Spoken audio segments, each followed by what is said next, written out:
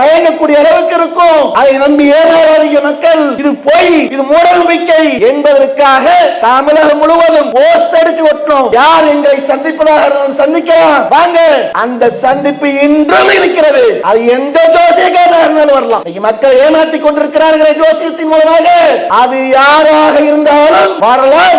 இன்று அறைகூவல் விடுகிறோம். மக்களுக்கு நலன் நாட வேண்டும் என்ற அந்த போதனையின் மூலமாக பெற்று இன்னைக்கு எந்த பகுதியில் மக்கள் பாதிக்கப்பட்டாலும் சரி, அது இஸ்ரேலாக இருந்தாலும் சரி, பாலஸ்தீனாக இருந்தாலும் சரி, வட மாநிலங்களில் மாட்டுக்கறிக்காக ஒருவன் அடித்து கொலை செய்தாலும் சரி, எதற்காக எங்கே பாதிக்கப்பட்டாலும் சரி, இந்த அநியாயத்துக்கு எதிராக இஸ்லாமியர்கள் கலந்தாடுவார்கள். எல்லாம் அந்த அல்லாஹ்வின் நல்லடியார்களே, சகோதர சகோதரிகளே, இங்கே சமூக பணிகளில் தௌஹீத் ஜமாத் என்ற தலைப்பு இங்கே வழங்கப்பட்டிருக்கின்றது. தமிழக வரலாற்றில் தௌஹீத் ஜமாத் என்ற இந்த பேர் இயக்கம் அல்லாஹ்வின் அருளை கொண்டு அரை நூற்றாண்டு பயணத்தை நோக்கி இந்த சமூகத்துக்கான பணிகளில், மார்க்கம் மற்றும் சமூக பணிகளில் செயல்பட்டு கொண்டிருக்கக்கூடியதை நாம் எல்லாம் அறிந்திருக்கின்றோம். இந்த சமூக பணிகளில் ஈடுபடுவதற்குண்டான நோக்கம் என்ன, அதற்கான காரணம் என்ன? இந்த தௌஹீத் ஜமாத் என்ற இந்த பேர் இயக்கம் தமிழகம் முழுவதும் அனைத்து மாவட்டங்களிலும், அனைத்து நகரங்களிலும், கிராமங்களிலும் கிளைகளை அமைத்துக் கொண்டு பல்லாயிரக்கணக்கான நிர்வாகிகளை கொண்டு, லட்சக்கணக்கான உறுப்பினர்களை கொண்டு இந்த ஜமாத்தை அங்கம் வகிக்காவிட்டாலும் இந்த ஜமாத்தை நேசிக்கக்கூடிய மக்களாக, ஆதரவு தரக்கூடிய மக்களும் லட்சோப லட்ச மக்கள் இந்த ஜமாத்தை விரும்பக்கூடியவர்களாக இருக்கின்றார்கள். அவர்களும் இணைந்து இந்த தமிழகத்தில் பல்வேறு விதமான பணிகளை மேற்கொண்டு வருகின்றோம். இந்த பணிகளை மேற்கொள்வதற்குண்டான முதன்மையான இலக்கு எப்படிப்பட்ட ஒன்றாக இருக்கின்றது, அந்த இலக்கு என்பது யாருடைய வழிகாட்டுதலின் அடிப்படையில் இன்று நாம் இந்த பணிகளை மேற்கொள்கின்றோம் என்பதை முதலிலே நாம் இந்த உலகத்திற்கு அறிய செய்ய வேண்டும். இந்த அளவுக்கு தமிழகத்தில் பணிகளை மேற்கொள்கிறோம். எந்த பக்கம் பாதிப்பு வந்தாலும், யாருக்கு பிரச்சனையாக இருந்தாலும் சமூகத்தில் முன்னணியில் இருக்கக்கூடிய ஒன்றாக தௌஹீத் ஜமாத் இருக்கு என்றால் அதற்கான காரணம் என்ன அப்படின்னு சொல்லி பார்த்தால், நாம் ஏற்றிருக்கக்கூடிய இந்த மார்க்கம் வணக்கத்துக்குரியவன் அல்லாஹ்வை தவிர வேறு யாரும் இல்லை, வணங்குவதற்கு தகுதியானவன் அல்லாஹ் மட்டும்தான் என்ற இந்த ஓரிரை கொள்கையை ஏற்றவர்களாக, அதன் அடிப்படையில் வாழக்கூடிய நாம், நமக்கான தூதராக இருக்கக்கூடிய முகமது நபி அவர்கள் எங்களுக்கு வழங்கப்பட்ட அந்த போதனை எப்படிப்பட்ட ஒரு போதனையாக இருக்கின்றது என்பதை பார்க்கும்போது அல்லாஹ்வின் தூதர்கள் சொல்கின்றார்கள், நீங்கள் பிற மக்களுக்கு நலம் நாட வேண்டும். இஸ்லாத்தை பற்றி, அதனுடைய அடிப்படையை பற்றி மக்கள் கேள்வி எழுப்பும் போது அல்லாஹ்வின் தூதர்கள் சொல்றாங்க, அத்தீனு அந்நசீஹா, பிறர் நலம் நாடுவதுதான் இஸ்லாம் என்று அல்லாஹ்வின் தூதர்கள் சொல்றாங்க. இன்னைக்கு உலகத்தில் பார்க்கிறோம், எல்லாம் அவர்கள் சுயநலத்தோடு அவர்களுடைய தேவைக்காக, தன்னுடைய குடும்பத்திற்காக, தன்னுடைய வசதி வாய்ப்பிற்காக சுயநலத்தோடு வாழக்கூடிய இந்த மாதிரியான உலகத்தில் இஸ்லாமியர்கள் மட்டும் பொதுநலத்தோடு வாழ்வதற்குண்டான காரணம் எங்கிருந்து, யாருடைய வழிகாட்டுதலின் போதனையில் இருந்து ஆரம்பிக்கிறது என்று பார்த்தால் இந்த அல்லாஹ்வின் தூதர்கள் எங்களுக்கு சொல்லப்பட்ட அந்த வழிகாட்டுதல், நீங்கள் சுயநலமாக வாழக்கூடாது, நீங்கள் உங்களுடைய நலனை மட்டும் சார்ந்து, உங்களுடைய நலனில் மட்டும் அக்கறை கொண்டு வாழக்கூடாது. அப்படி வாழ்ந்தால் அது இஸ்லாமியருடைய நடைமுறை அல்ல, இஸ்லாம் வழிகாட்டியது அல்ல. இஸ்லாம் என்றாலே அது பிறர் நலம் நாடக்கூடியதுதான், பிறர் நலம் நாடுவதுதான் இஸ்லாம் என்று அல்லாஹ்வின் தூதர்கள் போதித்திருக்கின்றார்கள். அதன் அடிப்படையில் தான் இன்னைக்கு இஸ்லாமில் எந்த திசையில் பார்த்தாலும் சரி, எந்த ஒரு பாதிப்புக்கும் முன்னணியில் இருந்து நிற்பதற்குண்டான காரணமாக அமையுது. அதே நேரத்தில் அல்லாஹ்வின் தூதர்கள் போதிக்கிறாங்க, ஒரு நடைபாதை இருக்கு என்றால் அந்த நடைபாதையில ஏதேனும் நடைபாதை நடக்கிறவர்களுக்கு துன்பம் தரக்கூடிய ஏதேனும் பாதிப்பு வரக்கூடிய ஒன்று கிடந்தால், கல்லோ முள்ளோ செடியோ கொடியோ எதுவாக இருந்தாலும் சரி, அப்படிப்பட்ட ஒன்று பாதையில் இருந்தால் கூட நீங்கள் என்ன செய்ய வேண்டும்? அதை அகற்றணும். அதை அகற்றுவதன் மூலமாக அந்த பாதையில் நடக்கக்கூடியவர்களுக்கு நீங்கள் நடம் நாடணும். அப்படி நலம் நாடினார் என்றால் அது இஸ்லாத்துல உங்களுக்கு மிகப்பெரிய நன்மையை பெற்றுத்தரும் என்று அல்லாஹ்வின் தூதர்களுக்கு போதித்து தந்திருக்கிறார்கள். அதனாலதான் இன்னைக்கு இந்த மாதிரியான நன்மைகளை எதிர்பார்த்து செய்யக்கூடியவர்களாக இருக்கிறோம். ஏன்? இது சாதாரண மக்களுடைய மக்களுடைய பார்வையில அற்பமாக தெரியும். என்ன நடைபாதையில கல்லோ முள்ளோ செடியோ கிடந்தா இதெல்லாம் அகற்றிக்கொண்டு இருப்பதெல்லாம் ஒரு வேலையா? வேற வேலை இல்லையா? நமக்கு எவ்வளவு வேலை இருக்கு, நமக்கான பணிகள் எவ்வளவு இருக்கு, சொந்த வேலை எப்படி இருக்கு, நம்ம குடும்பத்துக்காக உழைக்க வேண்டும், நம்முடைய வாழ்வாதாரத்திற்காக உழைக்கணும், நமக்கு அதற்கெல்லாம் நேரம் இல்லையே என்று வாழக்கூடியவர்களுக்கு மத்தியில எந்த ஒரு பொருள் இடையூறாக இருந்தாலும் சரி, அதை அகற்றக்கூடியவர்களாக ஒரு இஸ்லாமியர் கடந்து சென்றால் அதை எடுத்து ஓரம் போடுவார்கள், அதை அகற்றுவார்கள். ஏன்? பின்னாடி நடந்து வரக்கூடியவர்களுக்கு அதனால் பாதிப்பு வந்துடக்கூடாது. இதை அகற்றுவது மூலமாக நாளை மறுமையில, நாளை அல்லாஹ்வுடைய அந்த சன்னிதானத்தில் நாங்கள் இப்போவே, அப்போது இதற்கு எங்களுக்கு இறைவன் கூலியை கொடுப்பான். அந்த கூலியை நன்மையை எதிர்பார்த்தவர்களாகத்தான் இந்த செயல்பாடுகளை நாங்கள் செய்து கொண்டிருக்கிறோம். அதே நேரத்தில் எந்த அளவுக்கு இந்த மார்க்கம் எங்களுக்கு இந்த பிற நலம் நாடக்கூடிய ஒன்றை, சமூகத்துக்கு பணி செய்யக்கூடிய ஒன்றை போதித்திருக்கு என்பதை பார்க்கும் போது அல்லாஹ்வின் தூதர்கள் எங்களுடைய அந்த போதனையில சொல்றாங்க, நாளை இந்த உலகத்திற்கு பிறகு மறுமை நாளிலே மனிதர்கள் விசாரணைக்கு உட்படுத்தப்படுவார்கள். அப்படி விசாரணைக்கு உட்படுத்தும் போது நன்மை தீமை அனைத்தும் விசாரிக்கப்படும். அப்படிப்பட்ட அந்த விசாரணை நாள்ல இறைவன் கேட்பான். எப்படி கேட்பான்?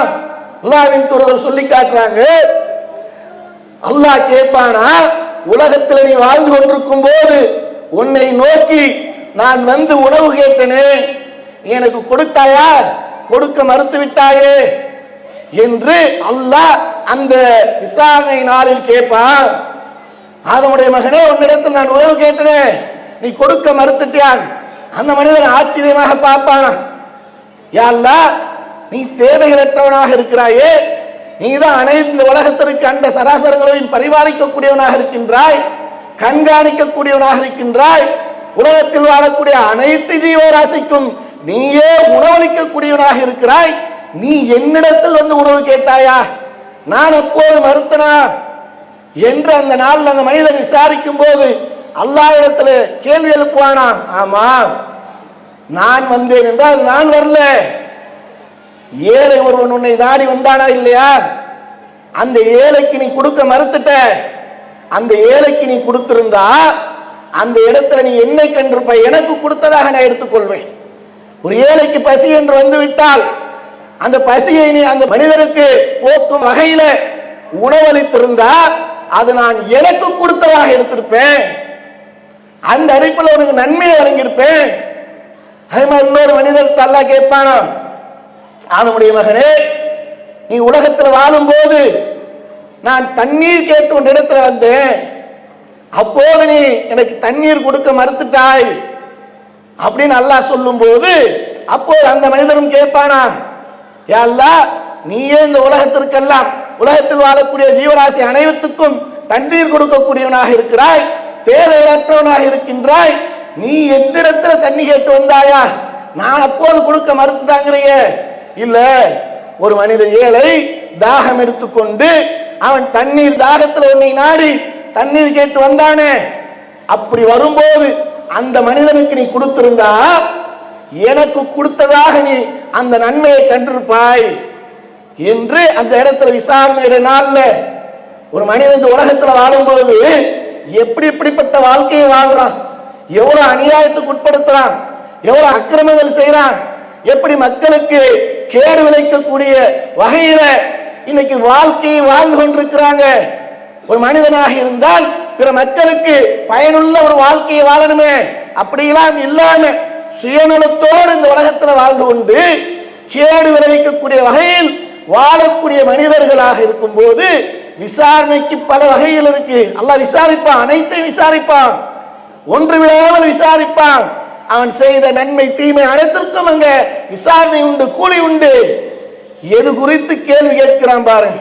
அந்த விசாரணை நாள்ல கேட்கக்கூடிய கேள்வியில, நீ அந்த ஏழைக்கு உணவு கொடுத்தாயா, ஏழைக்கு தண்ணீர் கொடுத்தாயா, அதெல்லாம் கொடுத்திருந்தா அதற்குண்டான பிரதிபலனை இங்க நீ பார்த்திருப்ப என்று சொல்லக்கூடிய இந்த போதனை தான் எங்களை இன்று அவ்வளவு பணிகளையும் மேற்கொள்ள செய்யக்கூடிய ஒன்றாக இருக்கு. இன்னைக்கு இப்ப வேந்து பார்க்கிறாங்க பிற மக்கள்.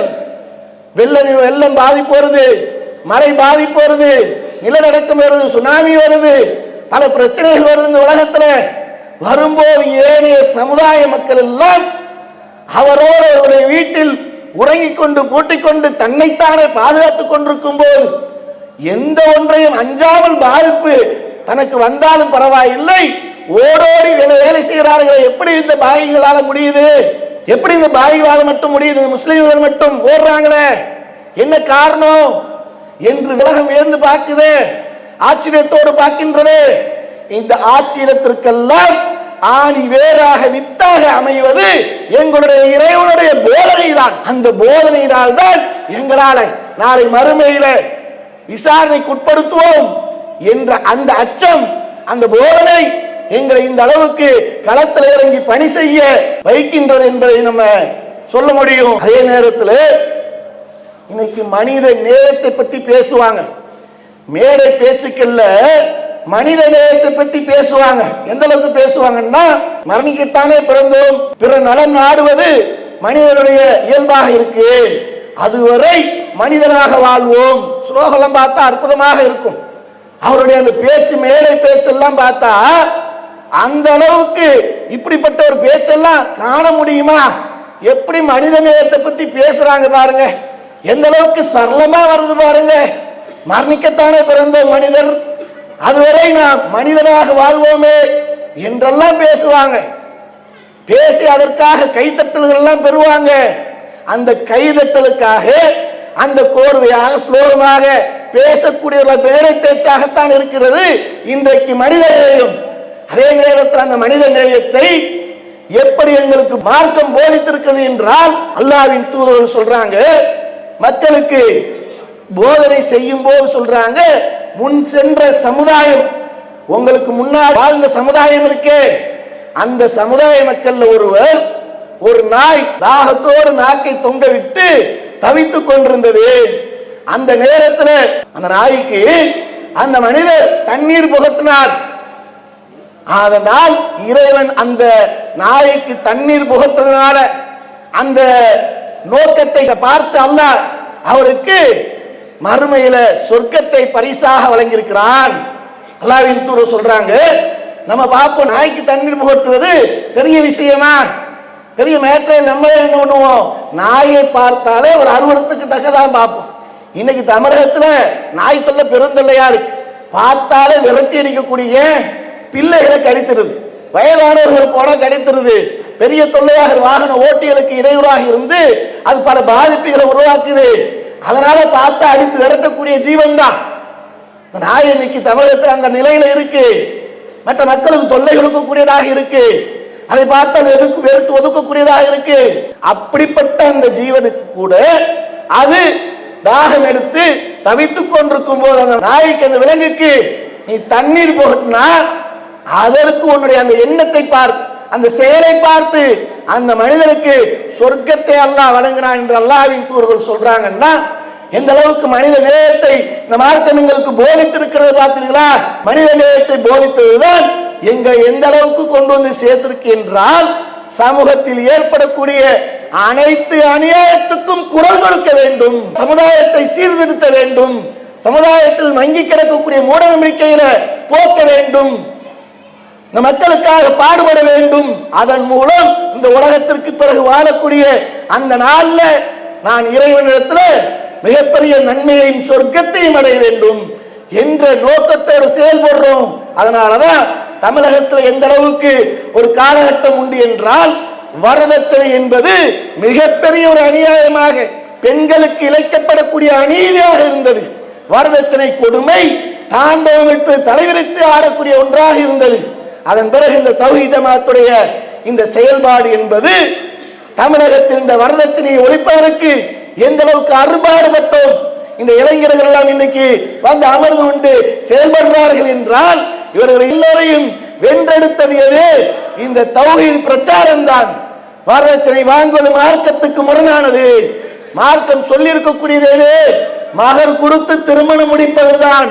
அதுதான் மார்க்கத்தில் உண்டு, மார்க்கத்தில் வழிகாட்டியது என்பதை இந்த மக்களுக்கு எடுத்துரைத்தோம். வரதட்சணை வாங்குவது மிகப்பெரிய அநியாயம். ஒரு ஆண் மகனாக இருந்தால் அந்த பெண்ணுக்கு உங்களை நாடி வரக்கூடியவர்களுக்கு நீ கொடுக்கணுமா அது வாங்கணுமா என்று கடுமையாக அனைத்து பகுதிகளிலும் அனைத்து கிராமங்களிலும் எல்லா பகுதிக்கும் சென்று இந்த பிரச்சாரத்தை நம்ம ஓங்கி ஒழித்தோம். இன்று சமூகத்தில் மிகப்பெரிய ஒரு மாற்றம். இன்னைக்கு வரதட்சணை என்பது கிட்டத்தட்ட ஒரு 90% குறைந்து விட்டது. மிகப்பெரிய மாற்றத்தை ஏற்படுத்திருக்கும். எதனால? இந்த சமூகம் பாதிக்கப்படுது. இந்த வரதட்சணை என்ற இந்த கொடிய நோயால் பெண்கள் பாதிக்கப்படுறாங்க. அதை கொடுக்க முடியாமல் தவித்துக் கொண்டு, அது கொடுக்க முடியாமல் குடும்பம் கஷ்டப்பட்டு முதிர் கண்ணீராக வாழ்ந்து பல நேரங்கள் பல பிரச்சனைகளை உருவாக்கக்கூடியதாக அமைது. இதையெல்லாம் பார்த்து சும்மா இருக்கக்கூடாது. இதற்காக நாம் களமிறங்கி வேலை செய்யணும். மக்களை நல்வழிப்படுத்தணும், மார்க்கத்தை போதிக்கணும் என்பதற்காக களமிறங்கி வேலை செஞ்சோம். அதே நேரத்தில் மூட நம்பிக்கை முஸ்லிம்கள் என்றால் எந்த அளவுக்கு மார்க்கத்தை பின்பற்றக்கூடியவர்களாக இன்று இருக்கின்றோமோ அந்த அளவுக்கு இல்லாமல் ஜோசியத்தை நம்பி வாழ்ந்துகிட்டு இருந்தாங்க மக்கள். ஜோசியம் பார்க்கக்கூடியவர்களாக அடுத்தவர்கள் போய் கையை காட்டி அவன் ரேகையை பார்த்து அவன் உங்களுடைய நல்ல காலம் இருக்கின்றது, இந்த இடத்துல உங்களுக்கு நல்ல காலம், இந்த நேரத்தில் உங்களுக்கு நல்ல காலம் நடக்கும், இப்போது குழந்தை பிறக்கும், இப்போது செல்வம் கொளிக்கும், இப்போது நீங்கள் திருமணம் முடிப்பீங்க என்றெல்லாம் ஜோசியம் பார்க்கக்கூடிய மக்களாக வாழ்ந்துகிட்டு இருந்தாங்க. இதற்கு முஸ்லிம்களாக இருந்து கொண்டு மூட பழக்கங்கள்ல மூழ்கி கிடக்கிறாங்களே என்று அதற்கு எதிராக பிரச்சாரங்கள், அதை எதிர்க்கக்கூடிய வகையில பிரச்சாரங்கள். ஜோசியக்காரனா யாரா இருந்தாலும் ஒரு கோடியை தரும், எங்களுக்கு நீ எங்களுடைய நல்ல நாட்களை பார்த்து சொல், நாங்க ஒரு அட்டைப்பெட்டியில் ஒரு பொருளை வைக்கிறோம், ஒரு குழியை தோண்டி ஒரு பொருளை வைக்கிறோம், அந்த குழியிலையும் அந்த பெட்டியிலையும் உள்ள இருக்கக்கூடிய பொருள் என்ன என்று கண்டுபிடித்தால் உனக்கு ஒரு கோடி பரிசு தரும். வா ஜோசியக்காரன் வா, சவால் விட்டோம். இந்த சமூகத்துக்கு தெளிவுபடுத்துறதுக்காக. அதெல்லாம் மூட பழக்கம். அவன் பேசுவதெல்லாம் சூனியக்காரனை போன்று பேசுவான். மக்கள் மயங்கக்கூடிய அளவுக்கு இருக்கும்.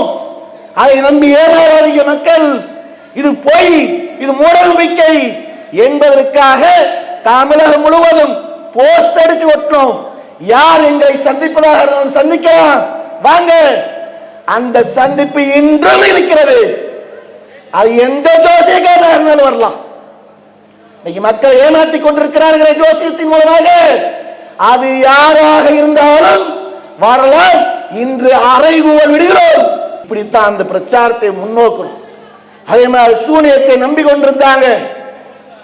எந்த ஒரு புற சாதனமும் இல்லாமல் அவர்கள் எங்கேயோ இருப்பார்கள், இவர்கள் எங்கேயோ இருப்பார்கள். அவர்களை கை விளங்காம செய்திருவோம், கால் விளங்காம செய்திருவோம், அவர்களை வர்ணிக்க செய்திருவோம், அவர்களை முடக்கிடுவோம், அனைத்து நடவடிக்கையும் முடக்கி விடுவோம் என்றெல்லாம் கூப்பாடு போட்டு சூனியத்தை நம்பக்கூடியவர்களாக இருந்தாங்க. அந்த மூட நம்பிக்கையை ஒழிக்கணும். இது மிகப்பெரிய பாவ செயல். மூட நம்பிக்கையை தாண்டி அல்லாஹ்வின் தூதர்களை எச்சரிக்கை செய்திருக்கிறாங்க. எப்படிப்பட்ட எச்சரிக்கை செய்திருக்கிறார்கள் என்றால், இது இணையக்கு பெரும் பாவங்கள்ல உள்ள ஒன்றாக சூனியம் இருக்கு. இந்த பாவச் செயலை செய்து கொண்டு இவர்களை நம்புவதன் மூலமாக உங்களுடைய நன்மையை இழந்துடாதீங்க. சூனியக்காரன் என்பது பொய். அவர்களுக்கும் சவால் விட்டோம். சூனியக்காரர்களா, நீ மக்களுக்கு என்ன பொய்களையும் புரட்டுக்களையும் சொல்றியோ வா, எங்களுக்கு எங்களுடைய கையை முடக்கு, காலை முடக்கு, எங்களுடைய நடவடிக்கையை முடக்கு, இதற்கு நாங்கள் தயாராக இருக்கிறோம். இதற்கு உனக்கு ஒரு கோடி பரிசை தரும். யார் வேணாலும் வா. வந்தான் அகோரி மணிகண்டன் என்ற ஒரு நபர் சவாலை ஏற்றுக்கொண்டு வந்தார். நாங்க உங்களை வந்து கையிலக்க செய்வோம், காலையிலக்க செய்வோம், மரணிக்க செய்திருவோம் என்றெல்லாம் கூப்பாடு ஓட்டு வந்தான். சவாலை ஏற்று அவன் சொன்ன அந்த மண்டலங்கள் வாய்ப்பை கொடுத்தோம். 3 மண்டலம் 30 மண்டலம் கூட எடுத்துக்கோ, எங்களை நீ சொன்ன மாதிரி முடக்கிப்பார். சமூகத்தில் சூனியத்தை ஒழிப்பதற்கு மிகப்பெரிய ஒரு எழுச்சி மிக்க ஒரு தாவாவை கொண்டு சென்றோம்.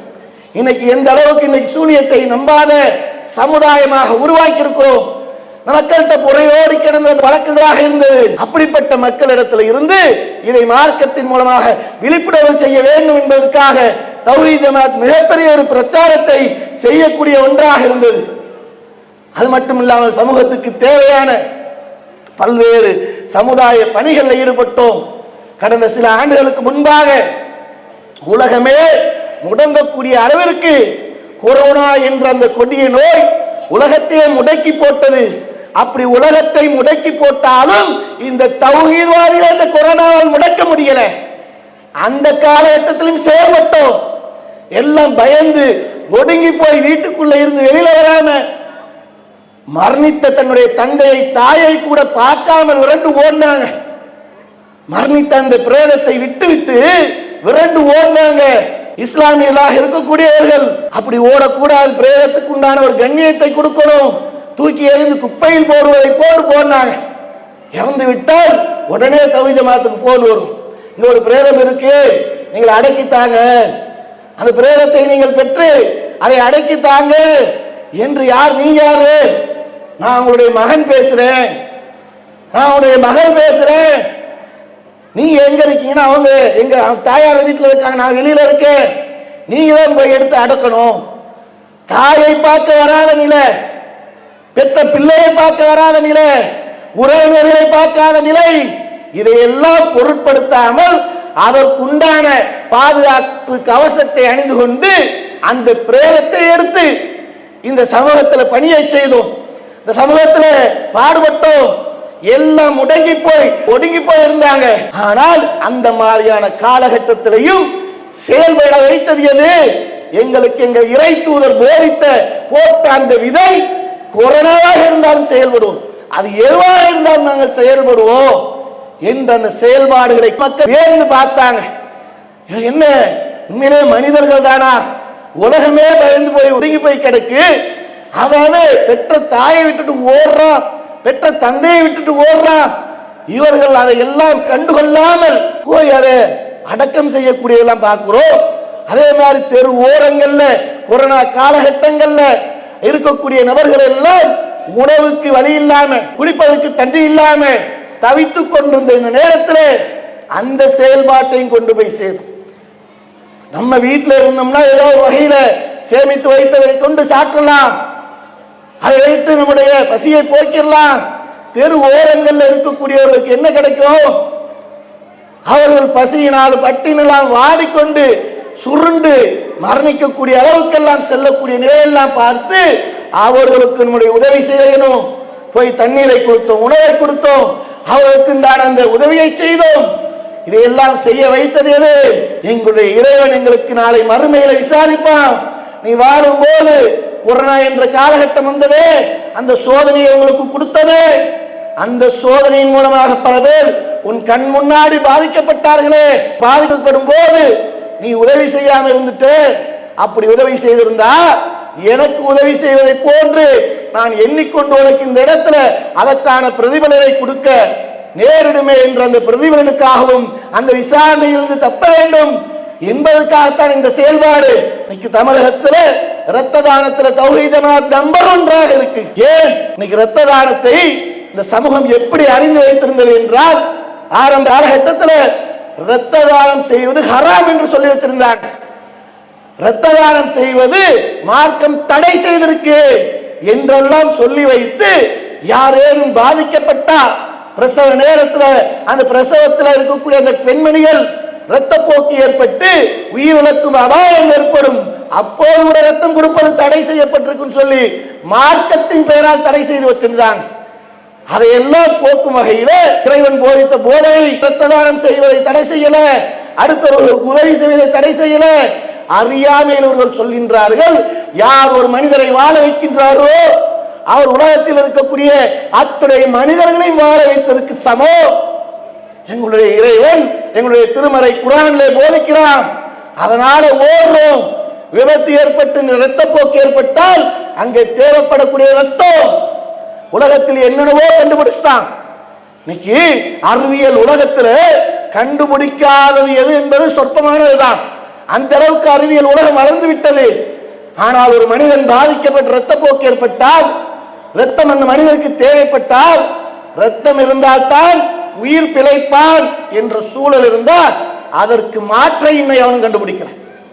யாராலும் கண்டுபிடிக்க முடியல. அப்போ இருக்கக்கூடிய மனிதர்கள் நான் அந்த ரத்தத்தை தானம் செய்தாத்தான் அவர்களை காப்பாற்ற முடியும். அப்படி காப்பாற்றினால் கொடுப்பது என்னமோ ஒரு யூனிட் ரத்தம் தான். இறப்பது பெரிய உடல்ல இருக்கக்கூடியவங்க கொடுக்க போறதில்ல, ஒரு யூனிட்டை கொடுப்போம். அதன் மூலம் அந்த மனிதர் உயிர் பிழைத்து அல்லாஹ் அவருக்கு ஹயாத்தை கொடுத்தா உலகத்தில் இருக்கக்கூடிய அத்தனை மனிதர்களையும் காப்பாற்றிய நன்மை கிடைக்கும் என்று போதித்தோம். இன்னைக்கு தமிழகத்தில் இஸ்லாமிய எந்த மருத்துவமனையை பார்த்தாலும் சரி, தினம்தோறும் ஆயிரக்கணக்கான போன்கள், ரத்த தானம் தேவைப்படுது பாய் கொடுங்க, எங்களுக்கு ரத்தம் தேவைப்படுது பாய் கொடுங்க, என்னுடைய பெண் பிரசவத்திற்காக சேர்க்கப்பட்டிருக்காள், அவளுக்கு ரத்தம் தேவைப்படுகிறது, என்னுடைய மகன் விபத்துக்குள்ளாக்கப்பட்டான், அவனுக்கு ரத்தம் தேவைப்படுது. இப்படி பல ஆயிரக்கணக்கான மெசேஜ்கள் வருது. இன்றும் அந்த இரத்த தானத்தை கொடுத்து செயல்பட்டு கொண்டிருக்கிறோமே. காரணம் நாங்கள் ஏற்றுக்கொண்ட அந்த இறைவன் எங்களுக்கு திருமறை குர்ஆனின் மூலமாக சொன்ன செய்தி. அதனால் இன்று இந்த இரத்த தானத்தை கொடுத்து கொண்டிருக்கிறோம். அப்படி காணும் போது சமீபத்தில் மிக்ஜாம் புயல் என்ற மிகப்பெரிய ஒரு பாதிப்பை அடைந்தோம். இந்த சமூகம் அப்படிப்பட்ட ஒரு பாதிப்பை கண்டது. மிகப்பெரிய ஒரு பாதிப்பு ஏற்படும் போது மழையெல்லாம் பெய்யும் என்று 2 நாட்களுக்கு முன்பாக வானிலை அறிக்கை மூலமாக முழுமையான தெளிவான தகவல் இல்லாவிட்டாலும் அந்த தகவல் சொல்லப்பட்டது. புயல் தாக்க இருக்கின்றது, பெரிய மழை பெய்ய இருக்கின்றது என்றெல்லாம் செய்தி வருகின்றது. இந்த செய்தியெல்லாம் மற்ற ஏனைய சமூக மக்கள் எல்லாம் செய்தியாக பார்த்து கொண்டிருந்தாங்க.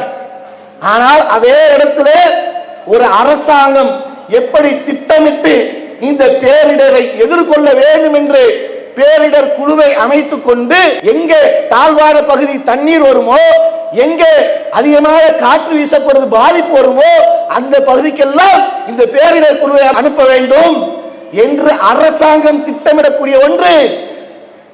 அந்த மாதிரி அரசாங்கம் செய்யக்கூடிய செயல்பாட்டை எப்போது வானிலை அறிக்கை கொடுத்ததோ அன்றைய தினமே தௌஹீத் ஜமாஅத்துடைய நிர்வாகிகள் அந்த ஆலோசனை கூட்டத்தில் செயல்பட ஆரம்பிச்சிட்டாங்க.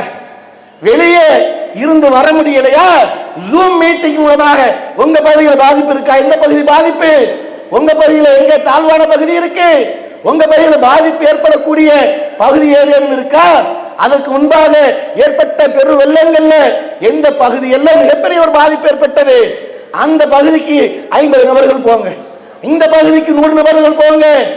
தொண்டர் படையினரை திட்டமிட்டு ஒரு அரசாங்கம் எப்படி பாதிப்பு வருவதற்கு முன்பாக பேரிடர் குழுவை வைத்துக் கொண்டு ஆலோசனை செய்து செயல்படுவார்களோ அதுபோல தமிழ்நாடு தௌஹீத் ஜமாஅத் திட்டமிட்டு செயல்பட்டது. தென் மாவட்டங்களில் பாதிப்பு, நெல்லை தூத்துக்குடி மாவட்டங்களில் மிகப்பெரிய ஒரு பாதிப்பு ஏற்படுது.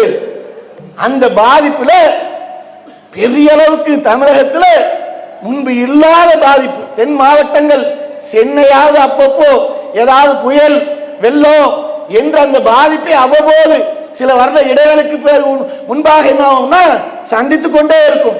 இது பழகி போனது சென்னைக்கு. தென் மாவட்டங்கள் இது மாதிரியான பாதிப்பை 60 வயசு 70 வயசு உள்ள நபர்களோட சொல்றாங்க. நான் சின்ன வயசுல இருந்து இந்த நெல்லையில இருக்கேங்க, தூத்துக்குடியில இருக்கேங்க, இந்த மாதிரி பாதிப்பை என்னுடைய வாழ்க்கையில நான் பார்த்ததே இல்லை என்று அந்த மாதிரி பெரியோர்கள் சொல்லும் அளவுக்கு மிகப்பெரிய ஒரு பாதிப்பு. அந்த மாதிரியான பாதிப்பு நேரத்தில் ரோடு எல்லாம் தரைமட்டமாக்கி பாலங்கள்லாம் உடைந்து சிதலமடைஞ்சு ஒரு ஊர்ல இருந்து ஒரு ஊருக்கு செல்ல முடியாத நிலை. அந்த ஊர்ல இருந்து உணவை நெல்லையிலிருந்து கொண்டு போகணுமா, அருகாமையில் இருக்கக்கூடிய கிராமத்தில் இருந்து உணவு பட்டணங்களை போய் பாதித்த மக்களுக்கு கொடுக்கணுமா, வாகனம் செல்ல முடியாது. மிகப்பெரிய ஒரு பாதிப்பு. பாலம் இடிஞ்சு தரைமட்டம் ஆயிடுச்சு. ரோடு அப்படி நிலம் அடைஞ்சிருச்சு. போக முடியாத சூழல். அரசே என்ன செய்தது என்றால் அதை வேடிக்கை பார்த்து கொண்டிருந்தாங்க. பாலம் உடைஞ்சிருச்சு, நாங்க என்ன பண்ண முடியும்? ரோடு பேர்ந்து விட்டது, நாங்க என்ன பண்ண முடியும்? மழையெல்லாம் குறையட்டும், தண்ணீர் எல்லாம் வற்றட்டும், அதன் பிறகு நாங்க துரிதமாக நடவடிக்கை எடுக்கிறோம். அதிகாரிகள் தொடர்பு கொண்டு கேட்கும்போது மக்கள் பாதிக்கப்படுறாங்க. சுத்தி தண்ணி இருக்கு, குடிக்க முடியாது. குடிப்பதற்கு தண்ணி இல்லாம தவித்துக் கொண்டிருக்கிறாங்களே, அவங்களுக்கு உதவி செய்யணுமே என்று அதிகாரிகளை தொடர்பு கொண்டு கேட்டா, இந்த நேரத்தில் நாங்க என்ன பண்ண முடியும்? அதெல்லாம் தண்ணியெல்லாம் வட்டட்டும், அதெல்லாம் துரிதமாக நடவடிக்கை எடுக்கிறோம். ஆட்சியாளர்களுடையும் அதிகாரிகளுடைய தகவலாக வருது. நீங்க துரிதமாக நடவடிக்கை எல்லாம் இருக்கட்டும், அங்கே துடித்துக் கொண்டிருக்கு பல உயிர்கள், பசியோடு வாடிக்கொண்டிருக்கு பச்சிளம் குழந்தைகள். அவர்களுக்கு உணவை கொண்டு போகணும், பாலை கொண்டு போகணும், பிஸ்கட்டை கொண்டு போகணும், அவருடைய பசியை போக்கணும். அரசெல்லாம் செயல்படாத நேரத்தில் கூட தௌஹீத் ஜமாஅத்துடைய தொண்டர்கள் பாலம் உடைந்து தொங்கிக் கொண்டிருக்கக்கூடிய பகுதிக்கு கீழே மாநில தலைவருடைய தலைமையில் தொண்டர் படையினர் இறங்கி ஓரத்தில் தாண்டி தண்ணீர் போகுதா, எந்த அளவுக்கு பாதுகாப்பா சென்று மூட்டைகளை கொண்டு கடத்தி அந்த மக்களுக்கு உணவை கொடுக்கணுமோ உணவை கொடுத்தோம். ஏன் அரசே வேடிக்கை பார்க்கும் போது, முடியாது என்று கைவிரிக்கும் போது இந்த இஸ்லாமியர்களுக்கு என்ன? அது தௌஹீத் ஜமாஅத்துடைய தொண்டர்கள் அந்த பாலத்துக்கு கீழே இறங்கி ஒவ்வொரு மூட்டைகளாக சுமந்து கொண்டு அந்த பகுதியில் கொண்டு போய் கடத்தி போய் மக்களுக்கு உதவுகிறார்கள் என்றால் எங்கே போட்ட விதை, யாருடைய போதனை, எதனால் இந்த மனப்பான்மை? ஏன் செய்யணும்? உலகமே வேடிக்கை பார்த்து கொண்டிருக்குது, அரசு கண்மூடி கொண்டிருக்கிறது. ஆனால் இந்த இஸ்லாமியர்கள் உலகம் வேடிக்கை பார்த்தாலும் சரி, அரசு கண்மூடி கொண்டிருந்தாலும் சரி, இஸ்லாமியர்களாக ஏகத்துவத்தை ஏற்றுக்கொண்ட நாங்கள் சும்மா இருக்க மாட்டோம். அந்த மக்களுக்கு எங்களுடைய உதவியை கொண்டு போய் சேர்ப்போம். இந்த அளவுக்கு வந்து சேர்த்தாங்கன்னா தௌஹீத் ஜமாஅத் சார்பாக உணவு கொடுக்கணும், பாதிக்கப்பட்ட மக்களுக்கு நிவாரணம் செய்யணும் என்ற அறிவிப்பு செய்யறோம். அறிவிப்பு செய்தா ஒரு பெண்மணி போன் பண்றாங்க. போன் போட்டு, பாய், இந்த நிவாரண பணிக்காக நான் உதவி செய்யணும், ஜிபேல அனுப்பலாமா? இது ஜிபே நம்பரா கேட்குறாங்க. ஆமாம்மா, இதுதான் ஜிபே நம்பரு, இதில் அனுப்புங்க, ஜமாத்துடைய நம்பர் தான். அனுப்பிட்டு நீங்கள் தகவல் சொன்னால் அந்த நீங்கள் அனுப்பக்கூடிய தொகையை எதற்காக நீங்கள் சொல்கிறீங்களோ அந்த வகைக்கு கொண்டு போய் சேர்த்துருவோம் என்று சொல்கிறோம். ஏதோ அனுப்பக்கூடியவங்க எவ்வளோ அனுப்புகிறாங்கன்னு தெரியல, அனுப்பிட்டு ஏதாவது சொன்னாங்கன்னா அதுக்கு உரிய வகையில் பில்லை போட்டு நம்ம கொடுத்து அந்த நிவாரண தொகையில் அதை சேர்த்துருவோம் என்று நம்ம பார்த்துக்கிட்டு இருக்கும்போது அந்த பெண்மணி அனுப்பிய தொகை எவ்வளவு தெரியுமா? 20 ரூபாய். வெறும் 20 ரூபாய். வெறும் 20 ரூபாய் அனுப்புனாங்க. அனுப்பிட்டு தகவலை சொன்னாங்க, உரிய முறையில் ரசீதை போட்டு அந்த தொகையை அந்த நிவாரணத்துடைய தொகையில் கொண்டு போய் சேர்த்து மக்களுக்கு கொண்டு போய் சேர்த்தோம். அனுப்பியது சொற்பமான தொகைதான், 20 ரூபாய் தான். அந்த எண்ணம் எங்கிருந்து வந்தது? பாதிக்கப்பட்டு மக்கள் எல்லாம் பரிதவித்துக் கொண்டிருக்காங்களே, நான் பெரிய செல்வந்தனாக இல்லை, கோடிகளுக்கு அதிபதியாக இல்லை, லட்சாதிபதியாக இல்லை, ஆனாலும் என்னுடைய தொகையாக அந்த 20 ரூபாயாவது கொடுத்து பாதிக்கப்பட்ட மக்களுக்கு என்னுடைய பங்களிப்பு இருக்கணும்னு கொடுத்திருக்கேன். அந்த எண்ணம் எப்படிப்பட்ட ஒரு எண்ணம்? முன் சென்றவருக்கு அல்லாஹ்வின் தூதர் சொன்னாங்களே, நாய்க்கு தண்ணீர் புகட்டினால் சொர்க்கம் கிடைத்தது என்று. அது மாதிரி இந்த களத்துல அது 20ஆக இருந்தாலும் சரி, 20,000 20 கோடியா இருந்தாலும் பரவாயில்ல, அப்படிலாம் பார்க்கறது இல்லைன்னு சொல்லி என்னால் இயன்றதை கொடுப்பேன், பங்களிப்பை செலுத்துவேன் கொண்டு வந்து சேர்த்தாங்களே. இதுதான் இஸ்லாம். இதுதான் பிறர் நலத்தை நாட வேண்டும் என்று அந்த போட்ட வித்து. அப்படிப்பட்ட ஒன்றாக இன்னைக்கு பல பேரிடர்களை சந்திக்கும் போது மக்கள் பொருளாதாரத்தை வாரி வழங்குறாங்க.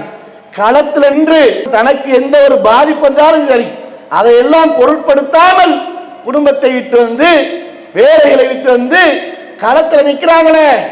சென்னை புயல்ல நின்றாங்க, வர்தா புயல்ல நின்றாங்க, ஓகி புயல்ல நின்றாங்க, புரோவி புயல்ல நின்றாங்க. இப்படி நிற்கும் போது கேரளாவில் ஒரு பாதிப்பு ஏற்படுது. அந்த பாதிப்புக்கும் ஓடோடி போனோம். அண்டை வீட்டில் என்ன நடக்குது என்பது தெரியாம இன்னைக்கு சமூகங்கள் வாழ்ந்து கொண்டிருக்கு.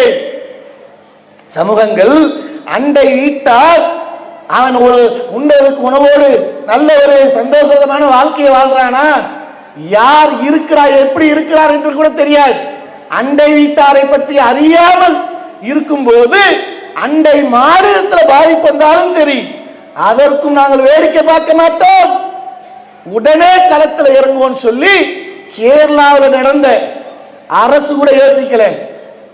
நம்ம இன்னைக்கு யோசித்து கேரளா வெள்ள நிவாரணத்தை பணிகளை செய்தவே, பல கோடிகளை கொண்டு போய் நிவாரணத்தோ பொருளாக கொடுத்தோமே, அப்படி தமிழக அரசு கூட அண்டை மாநிலம் பாதிக்கப்படுது, ஏதாவது உதவியை கொடுப்போம் ஆரம்பத்தில் இப்படி திட்டமிடல, உடனடியாக களமிறங்கி ஓடணும்.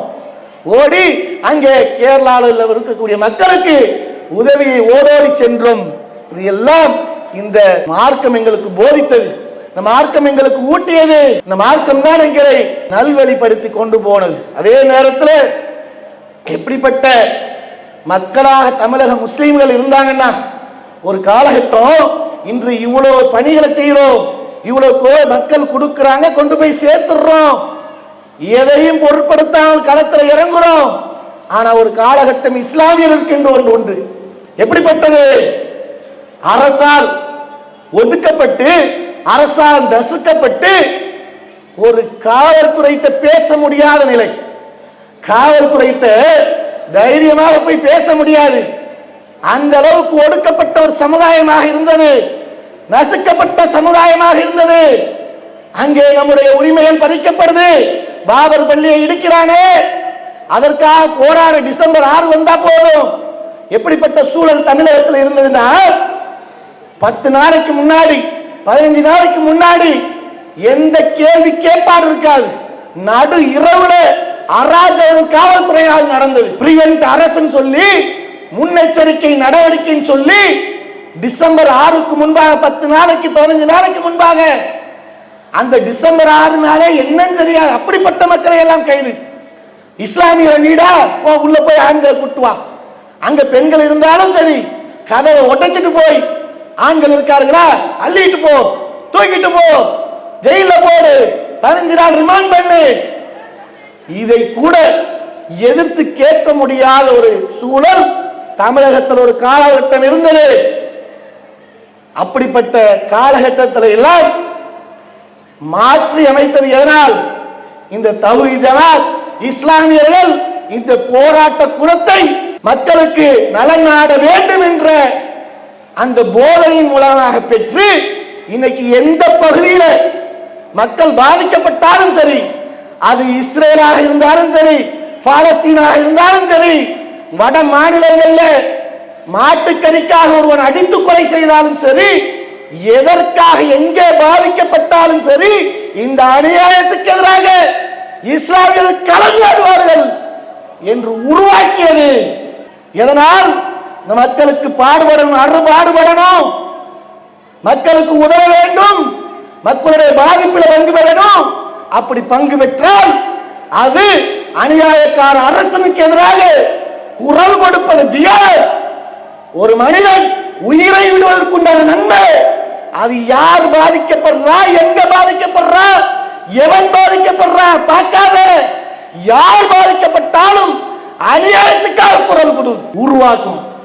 சமுதாயத்தை, மக்களை, ஒதுக்கி வைக்கப்பட்ட சமுதாயத்தை பிறர் நலன் நாடுவது இஸ்லாம். கேளு கேள்வியே, இது ஜனநாயக நாடு, உனக்கு உரிமை உண்டு. அது யாராக இருந்தாலும் சரி, அது முதல்வராக இருந்தாலும் சரி, பிரதமராக இருந்தாலும் சரி, எப்படிப்பட்ட உயர் பதவியில் இருந்தாலும் சரி, நியாயத்துக்காக யாராக இருந்தாலும் நேரடியாக கேள்வியை கேள்.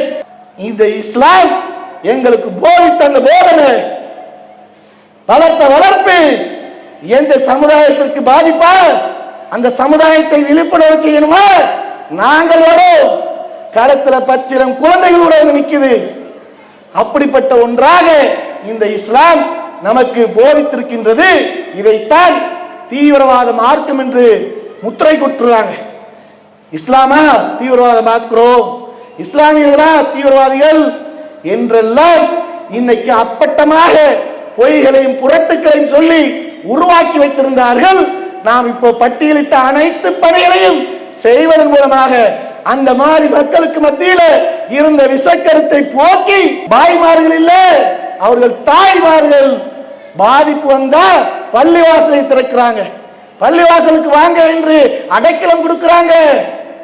இவர்களான பாவிகளா தீவிரவாதி என்று இவர்களுடைய பள்ளியை இடித்து விடாதே, நாளைக்கு இதுதான் எங்களுக்கு பாதுகாக்கக்கூடிய ஆலயமாக இருக்கு என்று ஏனைய மக்கள் எல்லாம் சொல்லும் அளவுக்கு இன்றைக்கு செயல்பட்டிருக்கிறோம் என்றால் இந்த உலகத்திற்கு பிறகு நாளை மறுமை வாழ்க்கை, அந்த மறுமை வாழ்க்கையில நாளை நாம் சந்திக்க இருக்கக்கூடிய அந்த விசாரணை நாளில் அல்லாஹ்வை சந்திக்க இருக்கின்றோம்.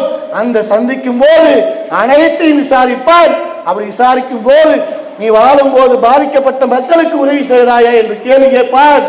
அதன் மூலமாக அந்த கேள்விக்கு அஞ்சி நான் நல நாட வேண்டும், மக்களுக்கு நன்மையை செய்ய வேண்டும் என்று பாடுபடக்கூடிய மக்களை உருவாக்கி இருக்கிறோம், உருவாகி இருக்கின்றோம்.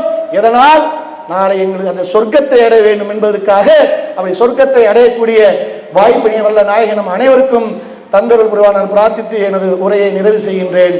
வாஹிதவன் அல்ஹம்துலில்லாஹி ரப்பில் ஆலமீன். அஸ்ஸலாமு அலைக்கும்.